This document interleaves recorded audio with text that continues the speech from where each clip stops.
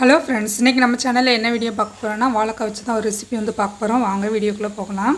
அதுக்கு first வாழைக்காவை cut பண்ணி எடுத்துடலாம்.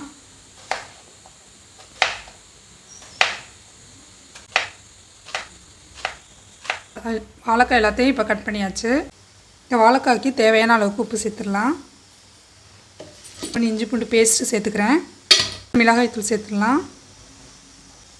கொஞ்சோண்டு மஞ்சள் தூள் சேர்த்துக்கலாம். இது எல்லாத்தையும் நல்லா மிக்ஸ் பண்ணிடலாம்.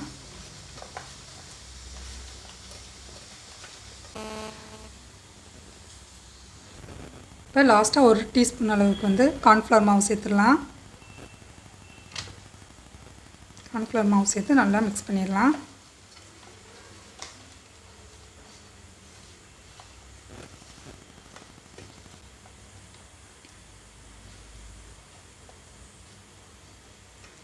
இப்போ இது நல்லா மிக்ஸ் பண்ணியாச்சு. இது கொஞ்சம் நேரம் ஒரு 5 மினிட்ஸ்க்கு வந்து ஊறிக்கிட்டு இருக்கட்டும்.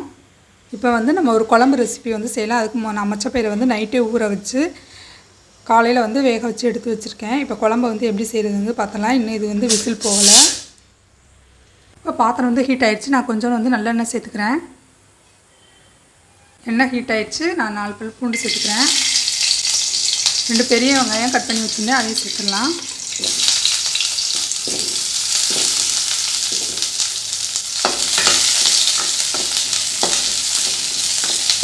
இந்த வெங்காயம் லைட்டாக வதங்கிடுச்சு. 2 மீடியம் சைஸ் தக்காளி வந்து எடுத்து வச்சுருக்கேன். அதை வந்து கட் பண்ணி வச்சுருக்கேன், அதையும் சேர்த்துடலாம்.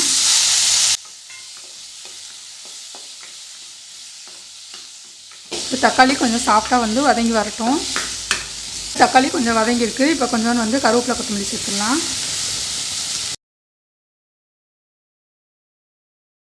கருவேப்பிலை கொத்தமல்லி சேர்த்து 1 நிமிஷம் மட்டும் வதக்கி விட்டால் போதும். அந்த சூட்லேயே வந்து அது வதங்கிடும். இப்போ இது வந்து வதங்கிடுச்சு. இப்போ அடுப்பை வந்து ஆஃப் பண்ணிடலாம். இதை ஆற வச்சுட்டு அதுக்கப்புறம் நம்ம மிக்சியில் போட்டு அரைச்சி எடுத்துக்கலாம். இப்போ பாத்திரம் ஹீட் ஆகிடுச்சு. இப்போ நல்லெண்ணெய் வந்து சேர்த்துக்கிறேன். கொஞ்சம் சன்ஃப்ளவர் ஆயிலும் சேர்த்துக்கலாம்.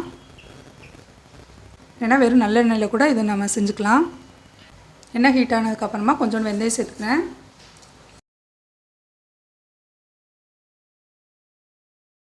கொஞ்சோண்டு பெருஞ்சீரகம் சேர்த்துக்கலாம். 2 பொரிஞ்சதுக்கப்புறமா சின்ன வெங்காயம் உரிச்சு வச்சுருக்கேன், அதையும் சேர்த்துடலாம். நான் முழுசாகவே சேர்த்து இல்லைன்னா 2ஆக கட் பண்ணி சேர்த்துக்கலாம்.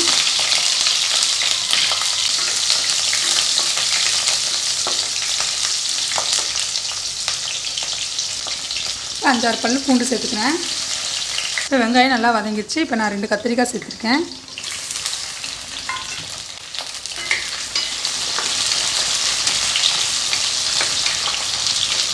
இப்போ கத்திரிக்காய் நல்லா வதங்கட்டும். சின்ன வெங்காயம் தக்காளி வந்து ஆறிடுச்சு. இப்போ இது கூட வந்து 1 டேபிள் ஸ்பூன் அளவுக்கு வந்து மீன் மசாலா வந்து சேர்த்துக்கிறேன். வந்து அரைச்சிடலாம். இந்த மாதிரி நல்லா பேஸ்ட்டாக வந்து அரைச்சி எடுத்தாச்சு.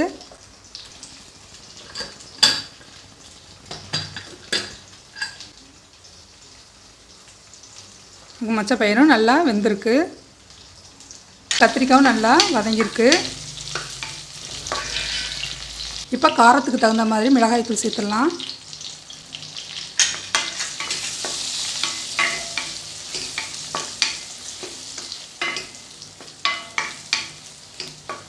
நம்ம அரைச்சி வச்சுருந்தா பேஸ்ட்டு சேர்த்துடலாம்.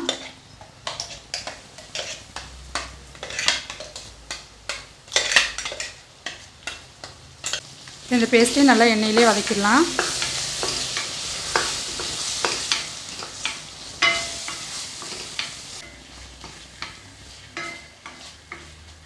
இந்த மிக்சிலேயே வந்து நான் புளி வந்து ஊறப்பட்டு வச்சுருந்தேன். இப்போ அந்த புளியை கரைச்சி அந்த தண்ணி மட்டும் சேர்த்துக்கலாம்.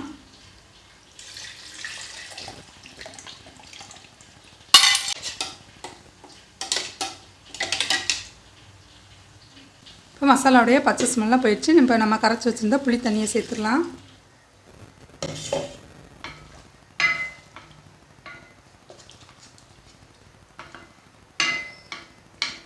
இப்போ இந்த குழம்புக்கு தேவையான அளவுக்கு உப்பு சேர்த்துடலாம்.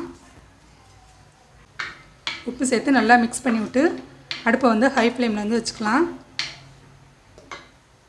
இப்போ வந்து குழம்பு வந்து கொதிச்சிருச்சு. இப்போ குழம்புக்கு தேவையான அளவுக்கு தண்ணி சேர்த்துடலாம்.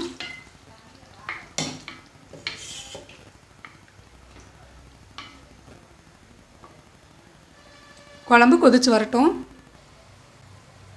இப்போ குழம்பு வந்து கொதிச்சிச்சு. இப்போ நான் வேக வச்சுருந்த மொச்சை பயிரை வந்து சேர்த்துடலாம்.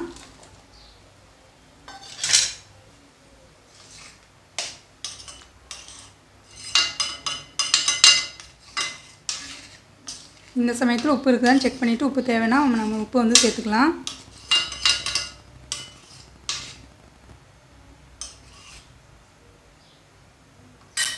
இப்போ குழம்பு வந்து கொதிக்கட்டும். இந்த இதை வந்து ஒரு அடுப்பில் தூக்கி வச்சிடலாம். நெக்ஸ்ட் வந்து வாழைக்காயை வந்து ஃப்ரை பண்ணி எடுத்துடலாம். இப்போ குழம்பு வந்து ஒரு அடுப்பில் வந்து நம்ம தூக்கி வச்சாச்சு. இன்னொரு அடுப்பில் வந்து வாழைக்காயை வந்து ஃப்ரை பண்ணி எடுத்துடலாம். இப்போ பாத்திரம் வந்து ஹீட் ஆகிடுச்சு. எண்ணெய் சேர்த்துடலாம்.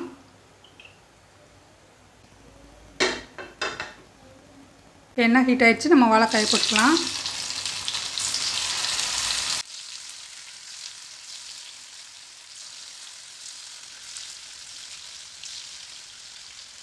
இப்போ வாழைக்காய் ஒன் சைடு ஃப்ரை ஆகிடுச்சு. நம்ம திருப்பி போட்டுடலாம்.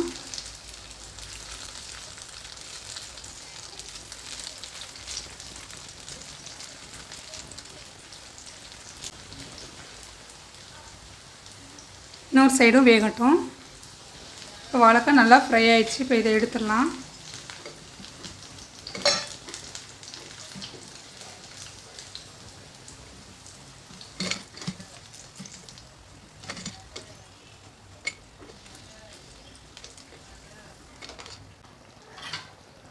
நமக்கு குழம்பு வந்து ரெடி ஆயிடுச்சு.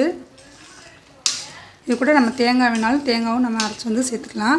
இன்றைக்கி நான் தேங்காய் எதுவும் அரைக்காமல் தான் செஞ்சுருக்கேன். இப்போ குழம்பு ரெடி ஆயிடுச்சு. நல்லா கத்திரிக்காய் எல்லாமே வந்து எண்ணெயும் கொஞ்சம் பிரிஞ்சு வந்துருச்சு. லாஸ்ட்டாக வந்து கொத்தமல்லி தூவிட்டு நம்ம அடுப்பை வந்து ஆஃப் பண்ணிடலாம். இப்போ நமக்கு மொச்சப்பயிறு காரக்குழம்பு தயாராகிடுச்சு.